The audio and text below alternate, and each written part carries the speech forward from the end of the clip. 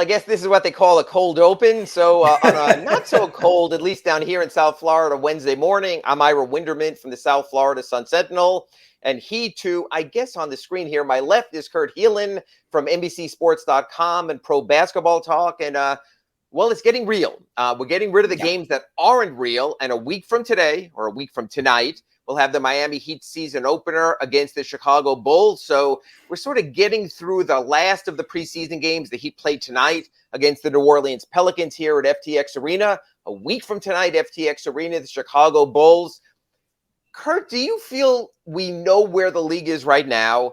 Or do you feel maybe this last week between the final exhibitions and the start of the regular season is when teams sort of go back to their secret caves and sort of put everything together? And the reason I'm asking that is I still don't know the Heat starting lineup. I still don't know who's at power forward. I still don't know who's starting at shooting guard. And out there in LA with your Lakers, I think it's sort of the same thing with the lineup. We sort of don't really know the direction. We've heard Anthony Davis at center.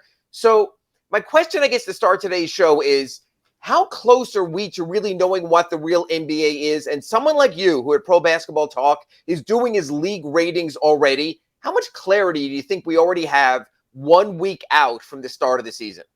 Yeah, not that much. I think a lot of teams, what you see in the last couple of preseason games is much more real, isn't it? Like, that's usually when, even if they're not going with the coaches aren't going to go with the full 48-minute rotations, but you're going to see the starters. I was watching last night, Orlando and Memphis, and Ja Morant's out there at the end of the game. Like it was, they lost, but it was like genuine basketball. Yes, I saw that game. I think you're starting to get that. I think you're going to see that. I was curious. I was going to ask you, have they announced who's starting in the next preseason game? Because I think this is where you find out what the coach is really thinking, that he wants to get usually a game or two under his belt with something at least for a half assimilating a regular rotation before they get into it. Yeah, Kurt, it's really interesting. And by the way, we're here on the redrecover.com Inside the Paint Show. We're here 9 a.m. Eastern, or as Kurt likes to call it, 6 a.m. Pacific every Wednesday. And we were discussing this yesterday at Heat practice at FTX Arena. The Heat have yet to have a true dress rehearsal. I mean, the home first exhibition game, everyone went light minutes. Since then, guys have been out. The last preseason game, even though it was at home, usually you play your guys at home. No Bam, no Jimmy, no Kyle. And I just have this sneaking suspicion, knowing Erik Spoelstra, a coach who doesn't tell you his starting lineup 30 minutes before the game, that there's no way we're going to get a starting lineup a week out ahead of time. Two things. I think it keeps his players on edge. No one knows that anything is a given, whether it's at power forward, Caleb Martin, Haywood Highsmith, Nikola Jovic, Jimmy Butler against his will. Tyler Herro doesn't know if he's being given or gifted the starting role at shooting guard. I almost think it's this, and just follow me in this, Kurt, and I'd like to get your thoughts on this. I know you speak to a lot of coaches out there at the former Staples Center, Crypto.com arena now out there in LA. I almost think that Erik Spoelstra doesn't want to tip his hand for this reason.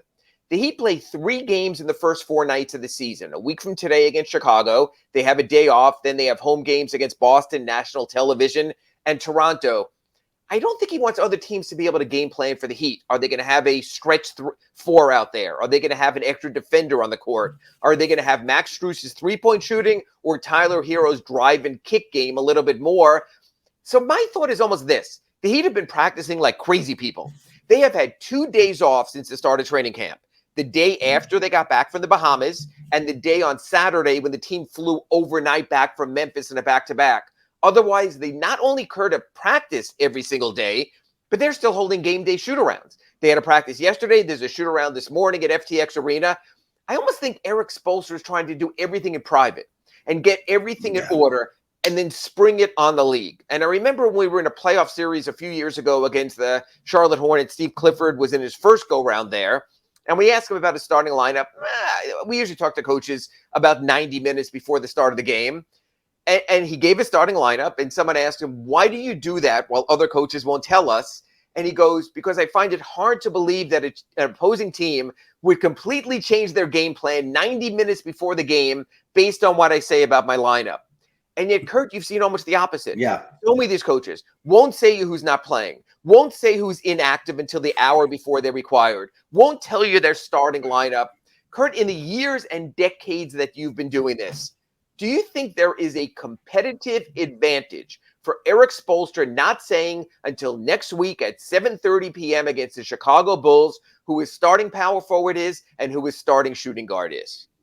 Not a big one, no, because even in a world where, hey, an injury happens and you're trying to kind of hide the replacement and be a little sneaky mid-season, they already know. You just laid it out. If you're the Bulls right now, if you're Billy Donovan and you're just looking ahead to playing the Heat opening night, you kind of know. Maybe they go with Struth, maybe they go with Tyler Herro, but we've got game plans for both.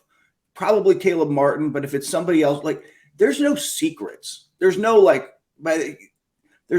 hidden thing here. Like, oh, I don't know who they're going to start. Their whole five could be different. They could put out a big lineup or a small lineup. No, you kind of know. You kind of know who teams are and what they want to do. And I don't think it's this big competitive advantage. I think there's moments, and I get it in the playoffs, especially if you were going to, hey, we're going to spring a switch. Like, I get it in those moments. But over the course of 82, and you know this as well as I do, Iron, and I don't know if fans get it, especially during football season where you really make major adjustments week to week based on who you're playing. And the NBA just doesn't do that. You kind of, during the regular season, you kind of are who you are, and you tweak your game plan slightly, but you don't make these major game-to-game adjustments. And again, regular season is so different. In the playoffs, you're looking at one style and you're saying, okay, the Heat are going to play 5 out, or they're going to play four 3-point shooters. We have to adjust our defense. Maybe can't go zone as much, or they're going to go 2 bigs. We might have to start a bigger power forward to offset that. Like when you go against the Timberwolves or against the Boston Celtics. I think in regular season, you play your game. You are who you are. Because you can't turn it. You can't be one style on Wednesday, one style on Friday, one style on Saturday. The games come too quickly. They're 3 or 4 a week. They're different opposing styles. You have to be true to who you are. If you really think you are who you are as a contender, then I think you play your style and you make another team match up to you, I would think. That being the case, Kurt, I'm going to ask you because even though some people, I think John Hollinger just came out and predicted the Lakers for a 9th place finish in the West, the Lakers are doing sort of what the Heat are doing also. We don't know where they're going on their starting center, whether it's Thomas Bryant, whether it's Anthony Davis, who doesn't like to play center, and how they're going to round out their lineup. Do you see this across the league, Kurt, as teams still a week out not finding or saying who they are? Or is it just a matter of we're so positionless in today's NBA and we're not filling each of the 5 separate boxes that coaches feel more familiar sort of just grabbing and reaching as the season goes on? I think it's more – I think coaches tend to know. I think there's the exception, and the Lakers might be one of them this year. I think there's always a team or two where you're like, look, in the Lakers case, to be simple about it, since you brought them up, they're best when Anthony Davis is center. That is their very best lineup. He doesn't like it, so do you just start with something else and close? You're going to close with Anthony Davis at the 5, again, unless you're playing one of the really big teams, Minnesota or whoever. I think that there's a couple of teams out there. I think there's a legitimate question in Brooklyn whether it's going to be Royce O'Neal or Joe Harris as the 5th starter out there, or do you want the defense or do you want the pure shooting? Like, what are you going to roll with? I think there's a few of those, but they again are the exception. And by the way, you mentioned it. The best teams also can play multiple styles. Erik Spoelstra is going to roll all those lineups out over the course of the season, right? Like, hey, I'm going to play. I want to see what all these combos look like. I've got to put my big lineup out for 500 minutes this year. Like, I've got to get, or 400 minutes. Like, I've got to get them run as a group so we can see what works and doesn't work. Like, the best coaches still do that, even if they're picking their spots with it, just because what you can't get to is getting to the playoffs and saying, yeah, what we've got to do is start playing zone. Well, crap, we haven't played zone all year. Like, you got to roll some of this stuff out.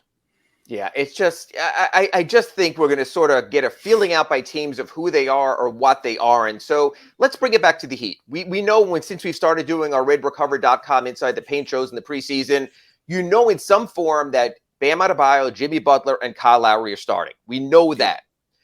The question becomes Tyler Herro, especially now with $120 million guaranteed over 4 years extension that kicks in next year, maybe as much as 130.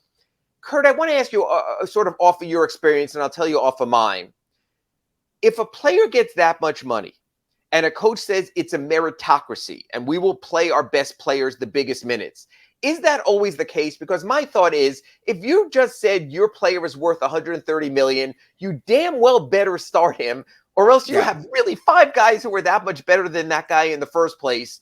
Do you see there's any way the Heat don't start Tyler Herro? No, not after that contract. And you hit the nail on the head. You just paid him. We discussed this last week on the Inside the Paint Red Recover show. You didn't just pay him. You paid him to be your third best player. You paid him good money, even in a declining cap or fast rising cap, like where his percentage of the cap goes down. You just paid him $30 million a year. Yes. You expect him to not only start, but finish and be a key contributor over the course of this deal. This is the Tyler Herro case, unlike some other contracts that are out there, the Draymond Green contract extension discussion or whatever. You're paying him for future. You're not paying him for his past performance. You are paying him for what you think he can be. So you want him to get out there and do that. So to me, every coach says it's a meritocracy. I believe it more with the Heat. Like, I think if the Herro thing didn't work, they would bench him faster than other teams. Other teams would ride this out, like, because the GM doesn't want to admit a mistake. I think if it proves to be a mistake and he's just a bench guy, I mean, not just a bench guy, he's 6th man of the year, but if he's better in that role, they'll go to it faster than other teams would. Well, and here's where I want to get to. There's another player who's due an extension. We're really within a week of that deadline right now on the 17th, and that's Jordan Poole with the Golden State Warriors. And if you line up Jordan Poole's numbers and Tyler Herro's numbers, they're very close. Now, one was drafted in the middle of the first round in Tyler Herro, one at the end of the first round in Jordan Poole. But if you get past where they were drafted, because that only impacts the rookie scale, not the extension scale. And yet, Kurt, I think you'd agree with this, just to get a quick answer from you. Even if Jordan Poole is extended, is he necessarily guaranteed to be a starter? No, I think far less, just because that team is so deep. And that's what I wanted to get to for this reason. The Warriors will play their players at the best places to make their team the best team. They know they already have the scoring and shooting out there of Steph Curry, of Klay Thompson, of Andrew Wiggins, the facilitating of Draymond Green. Now that he's back, we'll talk about that in a few minutes. And traditionally, they have found they are better with a big, whether it's Kevon Looney or another big man. Right. So Jordan Poole could very well get similar, if not the same numbers as Tyler Herro, and not start. And what I wanted to get to here, and I will get to the chat board, folks. So if you're on YouTube and you want to drop a comment in there, I will get to those. I'm not sure it's in the Heat's best interest to start Tyler for this reason. Tyler Herro is best with the ball in his hands. I think we all agree with that. Tyler Herro is best when he creates for himself, not that he can't create for others. But in the starting lineup, we've already discussed here on the Inside the Paint show, redrecover.com, about how Bam Adebayo is going to take more shots. We've discussed how Jimmy Butler has to get the ball because he's Jimmy freaking Butler. And we know that Kyle Lowry is a hands-on point guard who's going to be running the offense. My thought is, I'm not sure you can see the best Tyler Herro by seeing Tyler Herro in the starting lineup. I say that with one caveat. You can cycle through quick enough. Take Kyle Lowry out 4 minutes into the game, older player, 36 anyway. Move Tyler to point guard. The ball is in his hands and play through it that way. But let me just ask you this, Kurt. If I'm going with the starting lineup, but just for argument's sake, I'm going to put Caleb Martin at the 4 just for this example, for this exercise. So if I bam Caleb Martin, Jimmy Butler, and Kyle Lowry, am I getting the best version of Tyler Herro in that starting quintet? I think you do limit him slightly. He still can catch and shoot is the thing. Like, I think he still brings what you would get with anyone else, with Strus, obviously. But I think you hit the nail on the head. What you can do is keep him out there with that second unit. Whether you take him off and bring him back or whatever, you can roll him in with that second unit pretty quickly, and have him out there with that group, because clearly that was very successful last year. That bench unit with him was fantastic. So you don't necessarily want to break that up, even if you move him into a starting role. Yeah, and again, so I think that's why we haven't necessarily seen Eric Spoelstra show his hand, because I think he has several different hands to play, several different rotations to work through. Look, I'm going to be honest. This is not the NFL during camp when people see the entire practice. This is not some other sports, hockey. I've been out there. You can watch the morning skate. You can watch the entire practice. We basically watch players shoot free throws after practice. These teams keep everything under wraps.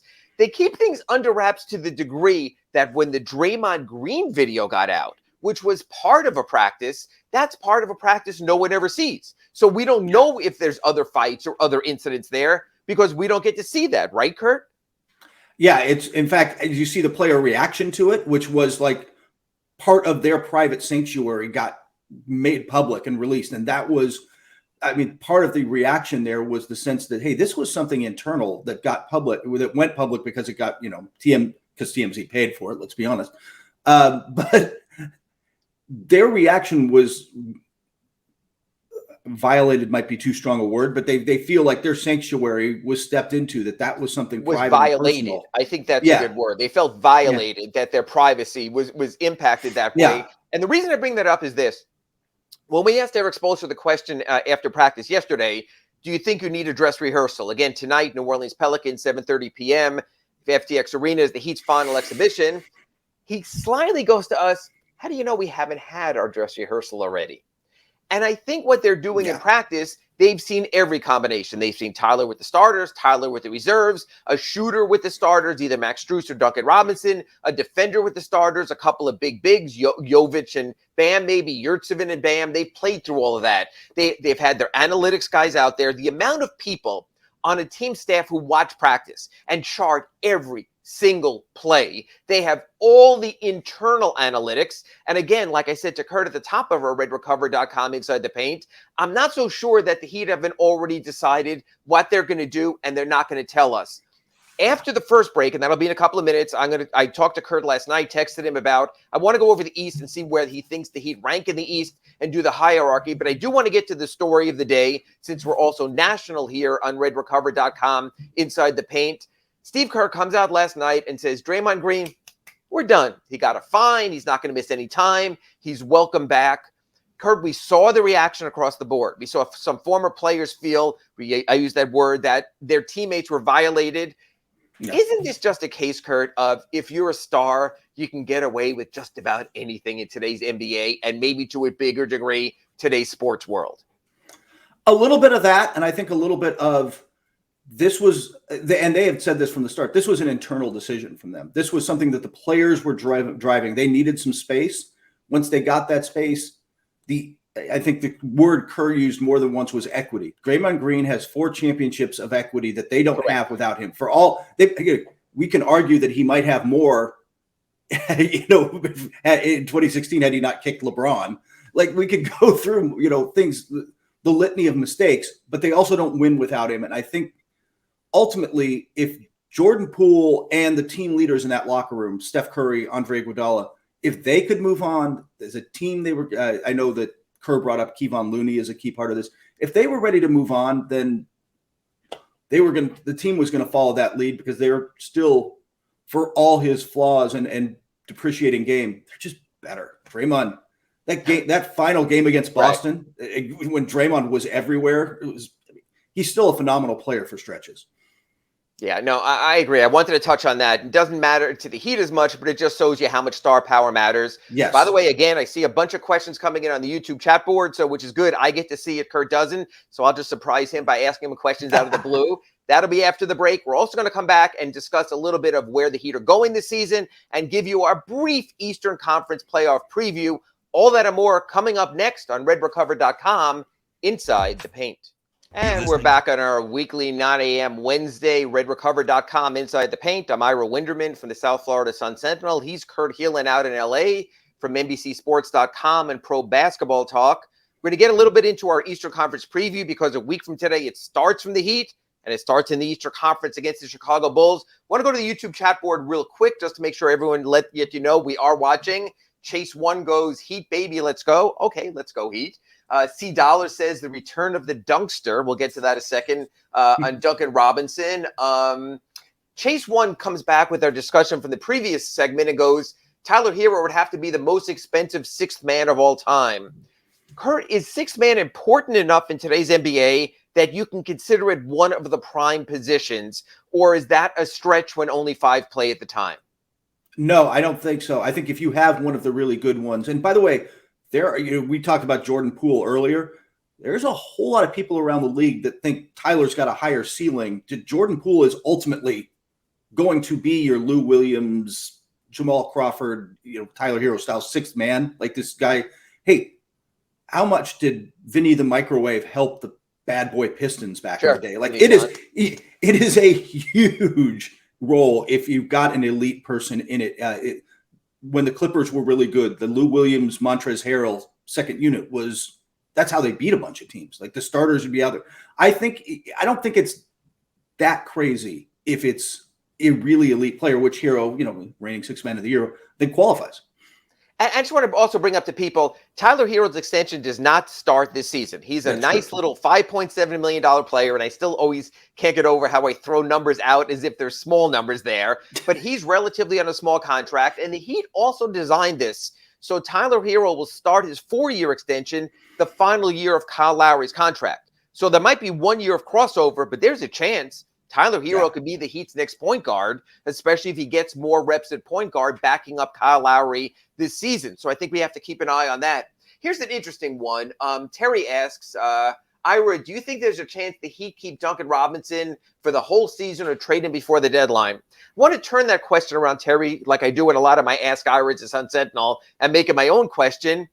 Kurt, I want to ask you this. Duncan Robinson has been very good during the preseason. He had a very good game in Brooklyn last week against the Nets, 29 points, followed it up with a strong effort to get off the bench in Memphis, had a very good game the other day, coming home for the Heat's preseason game on Monday.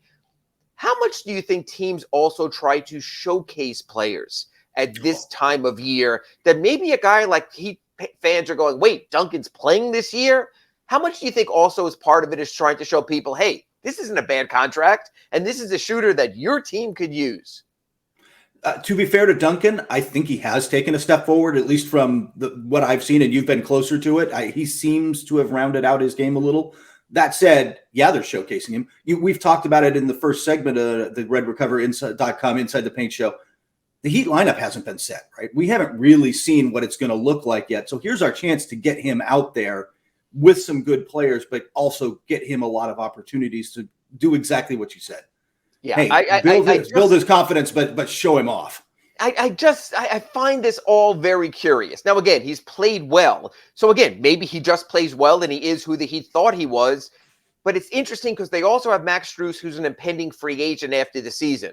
They're going to have to choose because Max is going to get paid somewhere by someone, where right now you have this tradable asset in a Duncan Robinson contract. So I'll be curious to see how much Duncan Robinson plays tonight also against the Pelicans in the Heat's preseason finale. But I think there's layers to that also. C. Dollar chimes in here and he says, I'd like to see Jimmy and Bam's three-point percentage go up. Is that unreasonable? Kurt, there's one thing I'm sort of fascinated by. That everyone thinks that everyone has to shoot three-pointers, that you almost can't be in our league unless you're a three-point shooter. But yet no one asks the point guards to dunk, or no one asks guys who are regular shooters to get to the foul line like Jimmy Butler does. Is there a danger in trying to make players, one, something they aren't, and two, have them do less of what they do best? This notion of you have to shoot more threes. An older player like LeBron James taking his game outside, I have no issue with. But are we sort of over caught up with everyone has to do this? Almost like in baseball, it's saying everyone has to hit for power. Everyone has to be Aaron Judge. Do you think that's a stretch? And do you think maybe we're taking players out of what they do best by telling them to take their game outside?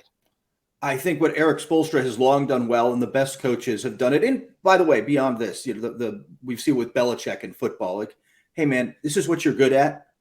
I'm going to design stuff so you do what you do well. Right? Like, I'm not going to take you out of your role. Now, if you can expand your game, is it really helpful for the Sixers that Joel Embiid can step out and knock down a three and you have to respect him out there?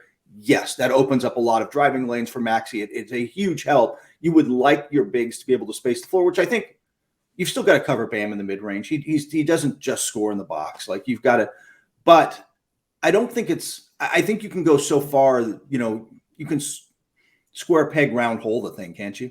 just take guys away from what they do best. Like Yes. at the end of the day, play to your strengths. And here's the other point of that. We talk about spacing. And the reason you want guys to shoot threes is to space the floor. And I want to give you an example here, Kurt. The other day, and the NBA world was buzzing about it, Andre Drummond was 3 of 3 on three-pointers for the Chicago Bulls' new team coming in to play the Heat next week. But when it comes to spacing, Kurt Helin, I've just made you coach of Team X, okay? And you're playing Andre Drummond, and he's coming in off a 3 for 3 preseason three-point game. Are you telling your players to go out to the three-point line and cover Andre Drummond? Absolutely not.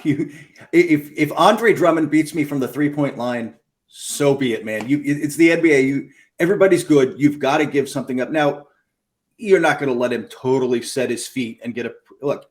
You and I have been there. Anybody who goes to a Heat game, if you get there early for warm-ups, if you leave an NBA player open from three, pretty much all of them shoot a really good percentage. And we see that. Yeah, we see that. You're absolutely right. We see that pregame, and it was interesting before the season. You know, guys were saying I'm shooting 80. Omar Yurtseven said he's shooting 80% on threes in practice. They charted. Bam Adebayo said he's shooting 70% threes. The one thing people don't understand is NBA closeout speed. And unless you have that quick release like a Steph Curry, the shots where you have that elongated release when you're left wide open, like an Andre Drummond will be, you have a better chance to make it. In game conditions, not in the preseason, it's different. So my thought is this. If Andre Drummond starts next week against the Heat 1 of 1 on threes, let him shoot. 2 for 2 for threes, let him shoot. Even 3 for 3 for this reason. Every shot from the perimeter that Andre Drummond takes is a shot that DeMar DeRozan isn't taking, is a shot that Zach LaVine isn't taking. And it still gets you to do what your scouting report says. Don't let Zach LaVine beat you. Don't let DeMar DeRozan beat you from the mid-range. You'll live with the one off. So I think that's a stretch, and I almost get the same feeling that if Bam were to go out there, the opposing team would go, this works out pretty well.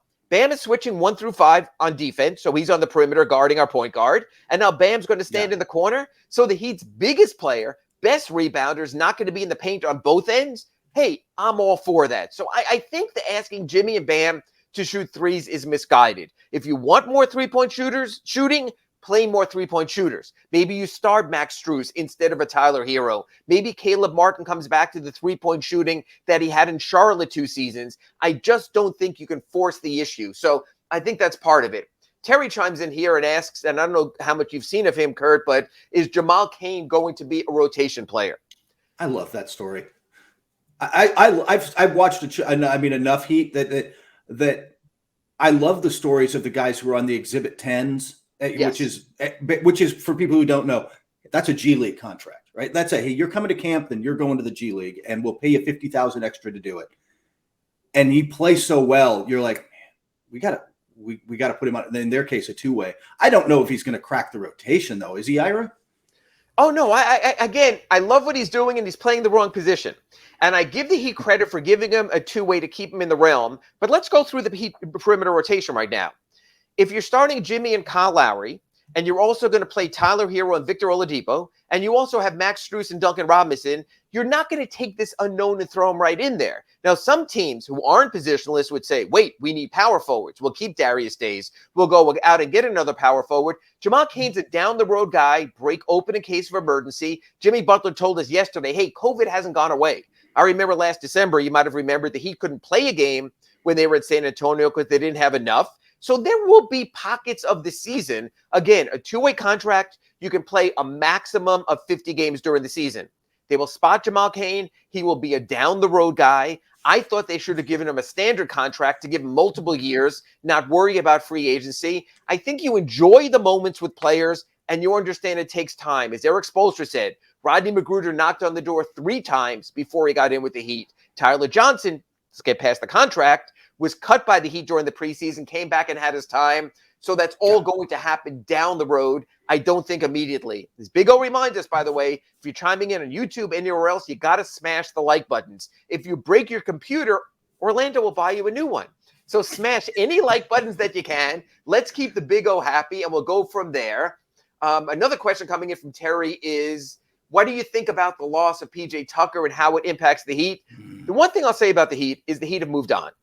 And if you even ask them about PJ Tucker right now, they'll say, hey, that's a July story. That happened, right or wrong. We're going to move forward anyway. And I think that's the attitude you have to take. And again, folks, you're talking about a 38-year-old player.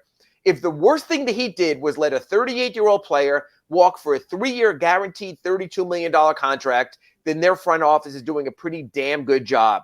Yes, he was your starting power forward. Yes, he fell off during the playoffs. But Kurt, do you think that's going to be something circling the Heat? And maybe you disagree. The entire season letting PJ walk, or do you think they move on from that? I think first off, you're right about the attitude has got to be in the locker room. Like, hey, we're past that. We've got to move on to whatever. I don't think that's an 82 game problem, but if they don't find the right four, whether that's Caleb Martin or somebody from the outside or whatever it is, it's a 16 game problem. It's more exploitable. And I know he struggled in the postseason last year, but PJ Tucker switchable defensively. You had to cover him in the corners. Like, he brought something to the table. That is why he got paid 3 years this time, was that we're hoping the first year or two of that is still good and valuable. Right. You've got to answer that question before you get there, because it is a question. He has a valuable playoff role to me on this team. And I would agree. And one thing we'll be doing in our weekly shows also is looking a little bit back at the Heat's games played and the upcoming schedule. And I know it's just preseason, but it's one of the most intriguing matchups of the preseason. The Heat tonight playing the New Orleans Pelicans here at FTX Arena. Kurt, obviously, that's your Western Conference. That's a team out there. Zion has looked very good. But with Zion, it's all about enduring with that body of his, enduring with the injuries. Already the Pelicans last season made the moves to supplement him when they brought in CJ McCollum. A nice little trade, nice piece, great shooter to work around him. They did that before last season when they brought in Valanciunas to get a bigger body in there. Kurt, when we look tonight, it won't be the full, or at least the ready-to-go New Orleans Pelicans, but are the New Orleans Pelicans a playoff team now? Are they a contender now? And how intriguing do you find this whole Zion Williamson storyline when it looks like after 2 missteps, he's finally going to get his career started? To me, they're the most intriguing team in the league. Like, they're going to be like what I would call the league pass favorites. They're just going to be fun to watch. They're going to be so entertaining. And I know Zach Lowe just put out his list on that. I don't know why I didn't see where he put them, but that to me looks just like a fun team. And they can be a playoff team. I kind of have them on a play-in list just, again, because the top of the West, like the East, is deep with really good teams. Like, I'm just not sure that they're going to defend well enough, but we'll see. The other thing I'll say for them, when you watch them the second half of last year without Zion and now even in the preseason with him, it speaks to what Willie Green did, but particularly bringing in CJ McCollum, bringing in a true locker room leader, changed the culture of that team. I don't want to say instantly, but pretty quickly. And suddenly Zion's there around the team. And now, even before last year, when he was back from Portland, and everybody's pulling the rope in the same direction, which is something I think in Miami you get so used to because the culture is so strong. It is not that strong everywhere. It matters a lot. I think they're a potential playoff team. I think if you told me they finished the year 5 or 6, I wouldn't be shocked. It just means they were good and somebody else stumbled. Kurt, is Zion real? Is Zion all he was made out to be when he first came in, or is Zion now a big body in today's NBA that requires a little bit more agility? Is he the next Corliss Williamson? Is he the next Charles Barkley? Where would you put him on the range of those guys who are built like SpongeBob? Exactly. I think he's for real. I think Barkley's kind of a good analogy. He's such an elite inside scorer. His ability to get inside and use his athleticism and to either overpower people with his strength or just he's got more finesse than you think to score inside the paint. He does not take outside shots right now. Talk about a guy who does not space the floor for you, which is why we'll see how long Valanciunas is there, even though he steps out a little. But ultimately, I think he's for real. I think I don't know how long that window is, but I think if he's healthy, if he plays, let's put it this way, I think if he plays 70 games this year, good chance he's an all NBA level player. I think he's that good. Yeah, and again, I think people will be noticing. I do think that's a league pass team. I think they'll get a few more TV games during the year. But again, like you said, you could be watching an 8th or 9th place team just because of what the West is. No fault right there of the Pelicans. And yes, again, I promise we're going to do our Eastern Conference preview. That'll be our last segment on redrecover.com Inside the Paint. George actually on our chat board brings up something. It's a topic you and I have spoken about for a few weeks now, and it's getting close to critical mass. Jae Crowder still isn't with the Phoenix Suns. The Phoenix Suns start their season next week. The thought was something would happen. I don't see any way that Jae Crowder, after sitting out camp and being allowed to sit out camp, goes back to the Phoenix Suns. Shams Charania this week had the Atlanta Hawks have stepped in there as a possible suitor. Doesn't make sense to me for this reason. Jae Crowder wants to be a starter. That's why all this stuff started in Phoenix when they decided we're going to go with Cameron Johnson instead. Obviously, with the money that Atlanta gave John Collins, there isn't a starting power forward role. Don't necessarily see Jae Crowder anymore as a small forward. So two things. One, what do you think happens with Jae Crowder with the Phoenix Suns? And two, would you be any more willing today to give up an unprotected Heat first-round pick plus Duncan Robinson if the Suns would even take that to get Jae Crowder? I don't think my position has changed at all. I think you nailed it with the Hawks, by the way. Like that report said they had been talking over weeks and months, which means this conversation has gone on. Let's put it this way. If the Hawks suddenly put together a DeAndre Hunter move or whatever it is that they're going to do to make this deal happen, and I saw that and I were John Collins, I'd make sure I have a go bag by the door. Because I think the only reason they're doing that it would make no sense otherwise. Yeah. And it's kind of the same. I think the Heat are in the exact same spot. And like I said, you and I have talked about this. I don't know that it happens during the season. If we get to January 15th, and this is one of those where I think he's going to sit out to start the season and the Suns are going to wait for somebody to buckle or hope somebody buckles. Right.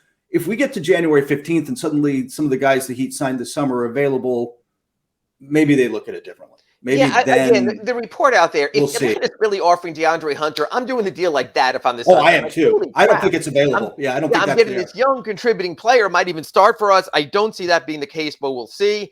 Again, I think the Heat want to see what they have, which might be very good anyway, and might feature a lot of Jimmy Butler at power forward, even though he doesn't start at power forward. So I think that remains to be played out. Anyway, after our break, Kurt Helin is already working on his Eastern Conference scouting reports and rankings for Pro Basketball Talk at NBCSports.com. So he's going to give us where he sees the Heat's going to fall. We're going to see if Kurt starts the season as a Heat hater. And we'll have our Eastern Conference rundown after this break on RedRecover.com, Inside the Paint. And we're back on RedRecover.com, Inside the Paint, our weekly look at the Miami Heat and around the NBA. I'm Ira Winderman from the South Florida Sun-Sentinel. He's Kurt Helin from Pro Basketball Talk and NBCSports.com.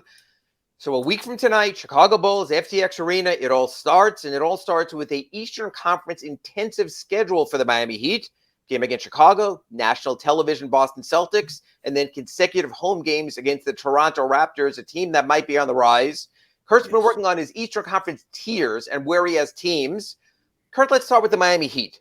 What are you forecasting? Where do you see? What's a potential seed range for the Miami Heat this season in the view of Pro Basketball Talk? I have them in my second tier. The first tier is like, I don't have really that many questions about them contenders, which is the Bucks and the Celtics, despite the Ime Udoka thing, which is obviously the only question I think with them.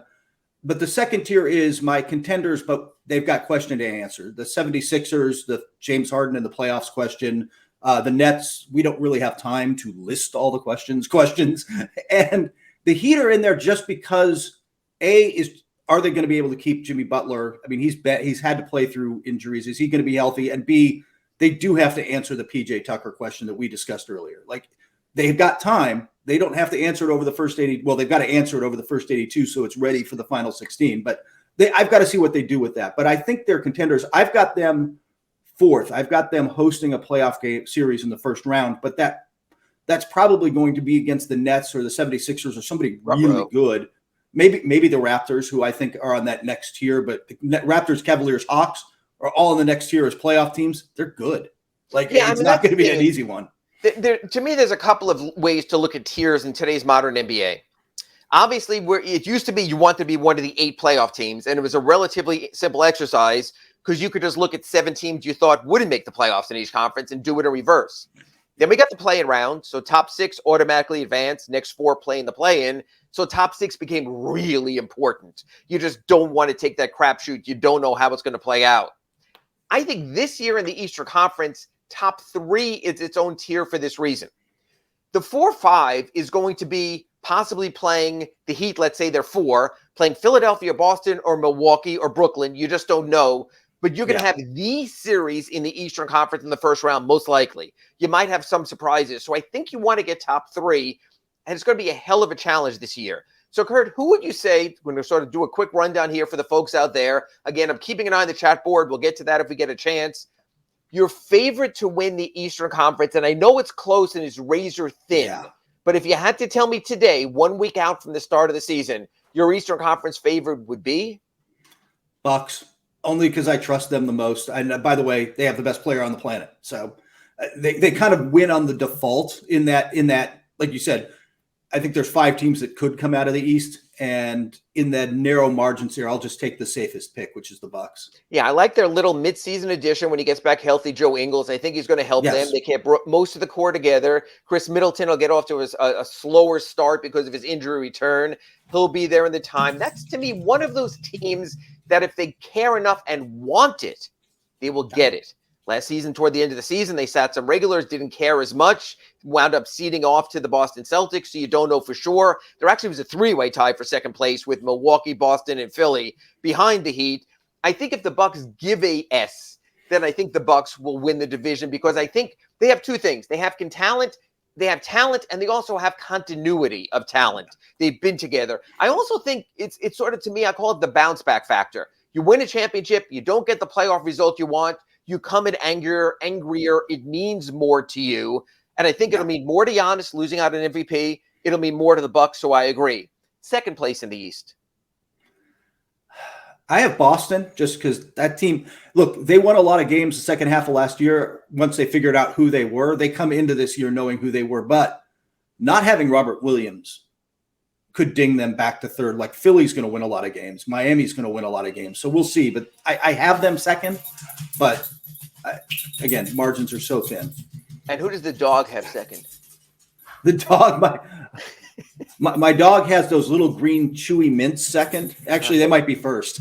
All right, and since they're green, I guess we're talking Celtics, so that makes sense. So I'll go with the Celtics second. Also, I think I don't mean this condescendingly, but I think coaching could be overstated for a team that already knows who they are.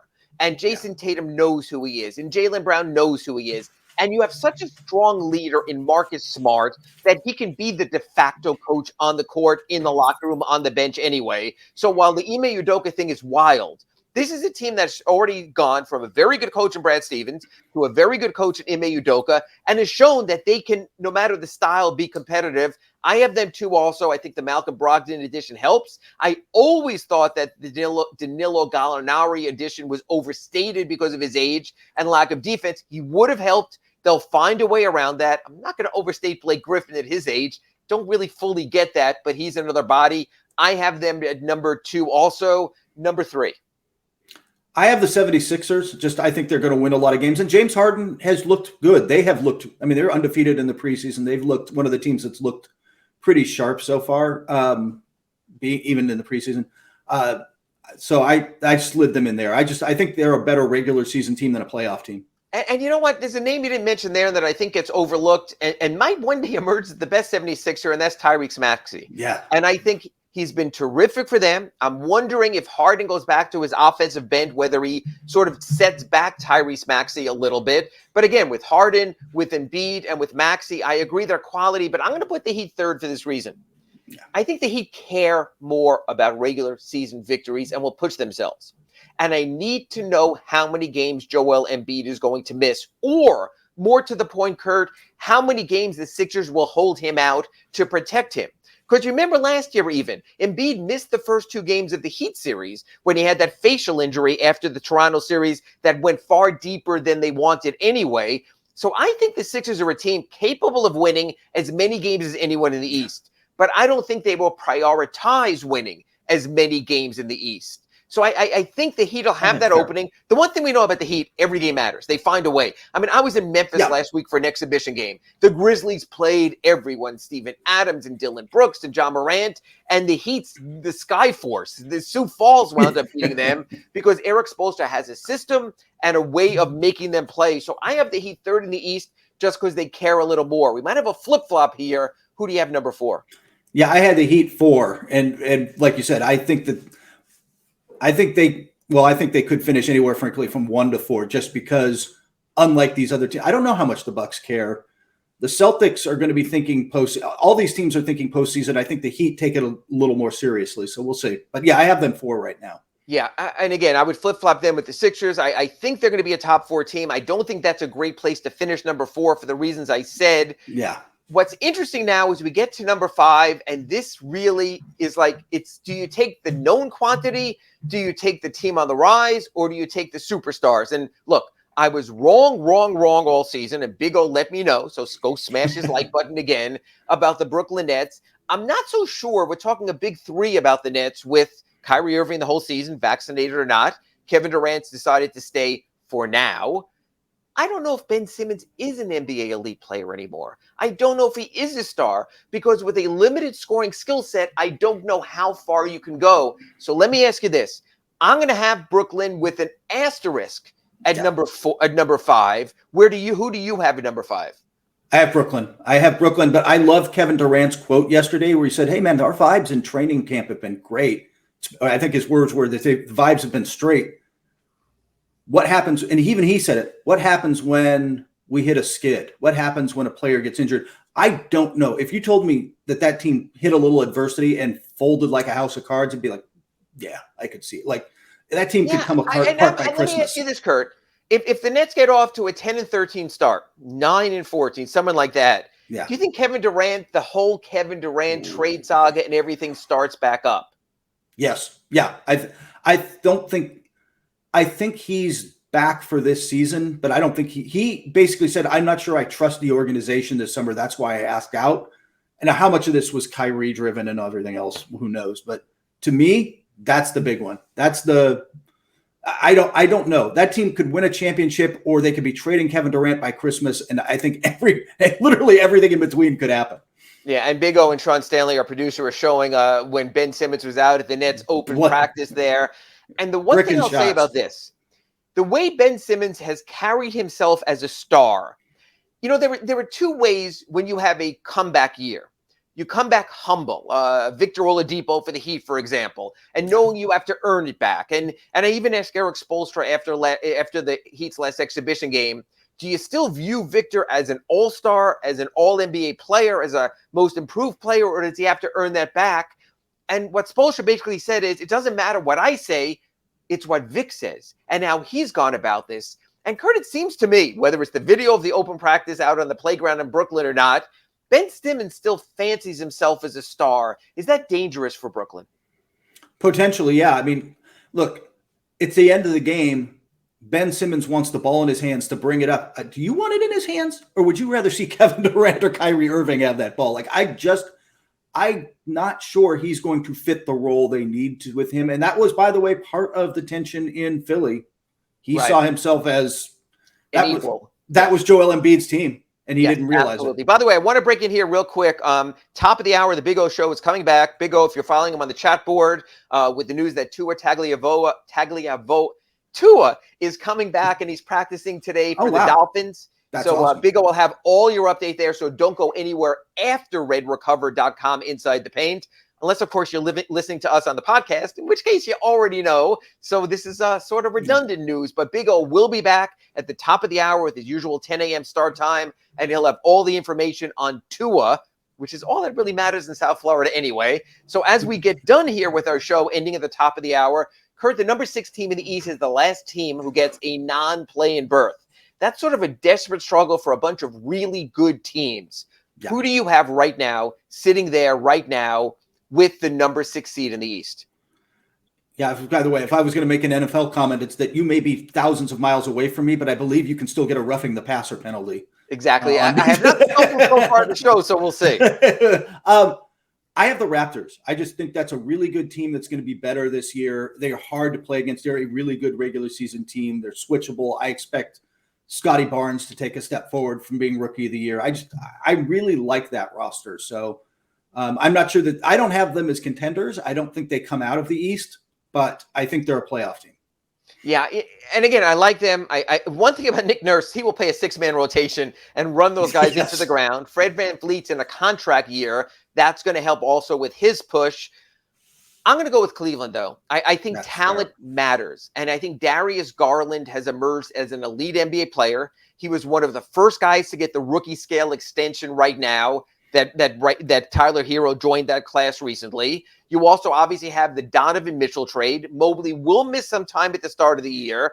And they might have the ultimate complementary center in Jared Allen. Not asking him to be a star, rebound, block shots, get some putback baskets. I think that's a real talented team. I think Toronto might overly push their guys a little bit. I think Cleveland is more talented. So if I have Cleveland out of the play-in, who do you have number 7 in the East? I have Cleveland. I'm with you, by the way. By the way, the Darius Garland got the max. The only other 2 guys to get that instant max, Ja Morant and Zion. Right. He's playing that well. So yeah, I'm really high on them. I still think they're a year or 2 away from being all that, but I still have them 7th. And then again, I think you could flop them pretty easily. And number 8? The Atlanta Hawks. I think that DeJounte Murray not only gives them a second playmaker, their biggest problem has been, and defense has been an issue. DeJounte is disruptive on that end. He's so long. But more importantly, they've just stunk to high heaven every time Trey had to sit. DeJounte at least solved some of that problems. He's a borderline all-star level player. Might be in the East this year. We'll see. But they won't stink the same way. That will make them better.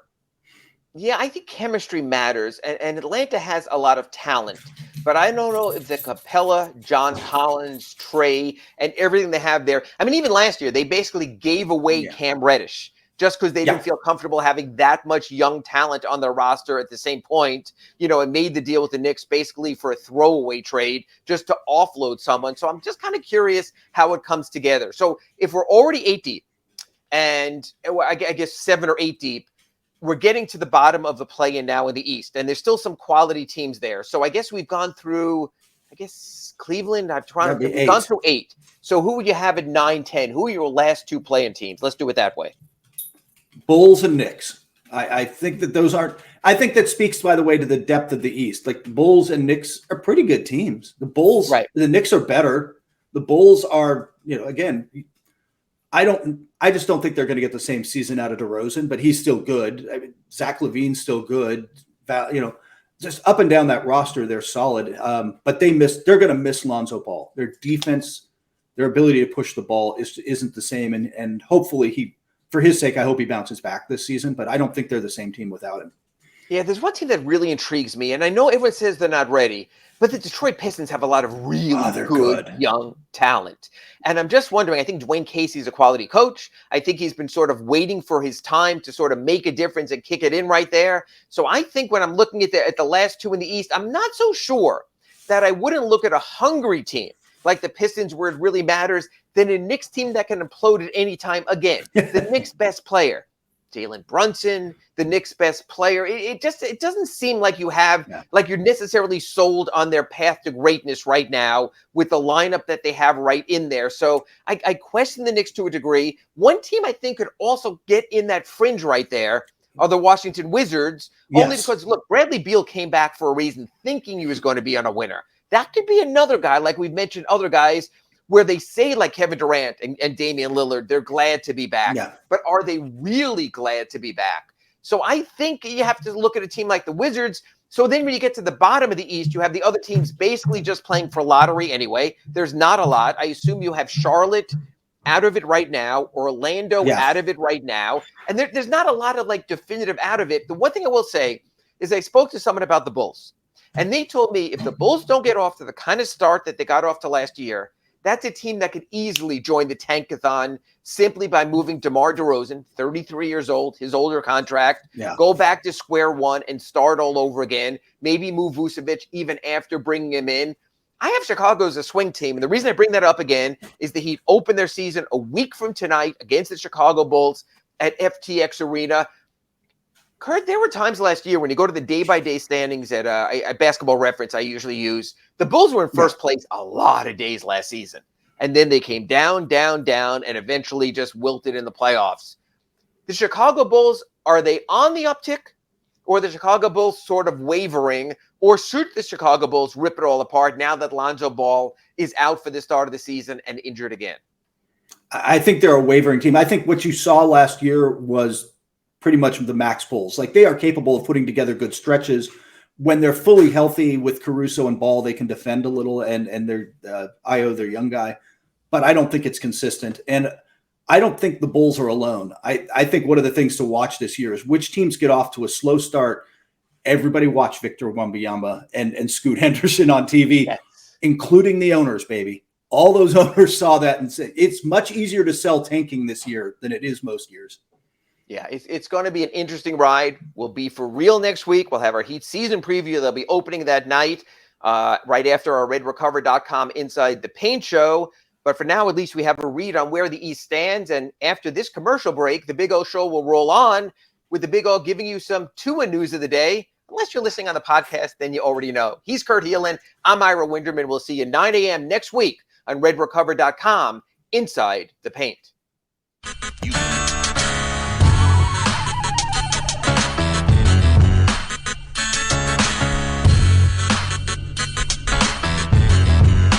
This is the Big O Show.